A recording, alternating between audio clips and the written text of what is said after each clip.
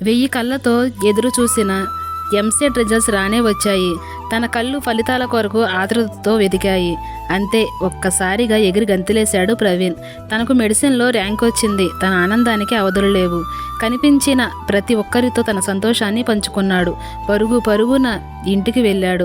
అమ్మా, నాకు మెడిసిన్లో ర్యాంక్ వచ్చిందని రొప్పుతూ ఆనందాన్ని పట్టలేక చెప్పాడు. తల్లి ఎంతో సంతోషించింది.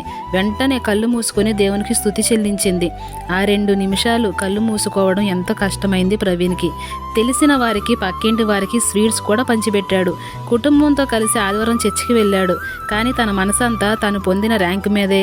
పాస్టర్ గారి వాక్యం ఒక్క ముక్క కూడా వినలేదు. ప్రార్థన అయిన తరువాత అనేక మంది కంగ్రాట్స్ చెబుతుంటే ఎంతో పలకరించిపోయాడు. కానీ ఇల్లు అలకగానే పండగ కాదు కదా. కాలేజీలో చేరాలి, 5 సంవత్సరాలు చదువుకోవాలి. ఈలోపు యవ్వన కాలంలో వచ్చే శోధనలు తట్టుకోవాలి. తర్వాత పీజీ చేయాలి. ముందుంది ముసల పండగ అనే విషయం పూర్తిగా మర్చిపోయాడు.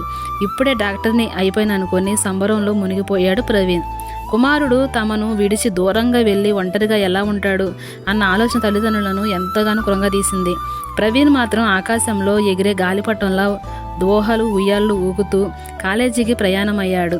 తల్లి కన్నీటితో, నువ్వు బాగా చదువుకొని దేవునికి మహిమ తీసుకురావాలి, తప్పక బైబిల్ చదువుకోవాలి, ప్రతిరోజు ప్రార్థన చేసుకుంటూ దేవునికి ఇష్టంగా జీవించాలి అని చెబుతున్న ఆ మాటలు కనీసం ప్రవీణ్కి ఏమాత్రం పట్టలేదు.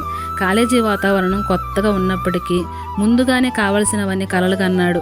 కాబట్టి ఇక కన్న కలలను అనుభవించడమే. తరువాయి బుద్ధిగా చదువుకునేవారు ఎందుకో ప్రవీణ్కు గిట్టలేదు.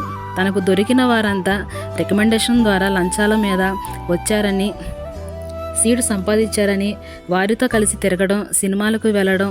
ఇంతకాలం కష్టపడి చదివాం, సీటు సంపాదించాం, కొంతకాలం కాస్త ఎంజాయ్ చేస్తే తప్పేముంది అని తనలో తాను అనుకున్నాడు. అలాగే ఒక అమ్మాయితో పరిచయం ఏర్పడింది. అది కాస్త ముదిరి పాకాన పడింది. ప్రవీణ్ బైక్ మీద తిరుగుతూ చక్కగా తన అవసరాల కొరకు ప్రవీణ్ వాడుకోవడం మొదలుపెట్టింది. అలా 2 సంవత్సరాలు గడిచాయి. ఆ రోజు తనకు వచ్చిన ఉత్తరం చదివాడు. అది అమ్మ రాసిన ఉత్తరం. తల్లి ఎంతో వేదనతో కుమారుని బ్రతిమలాడుతూ, అయ్యా, నీకు మెడిసిన్లో సీటు రావడం దేవుని కృప. దయచేసి దేవుని మర్చిపోవద్దు. ఆ ఉత్తరం చదివిన వెంటనే, హలో ప్రవీణ్, బాగున్నావా? ఖాళీగా ఉన్నావా? నాతో రా అని సంతోష్ అన్నాడు. ఎక్కడికి? మా చర్చిలో సువార్త కూడికలు జరుగుతున్నాయి.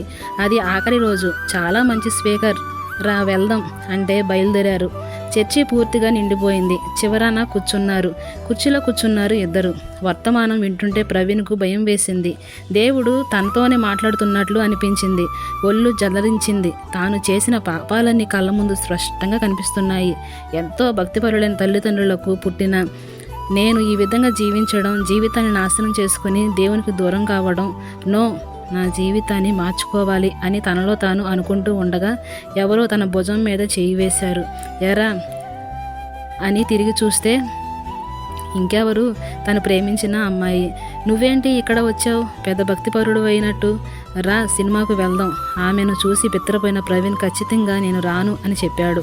కానీ ఆమె అతన్ని వదిలిపెట్టలేదు.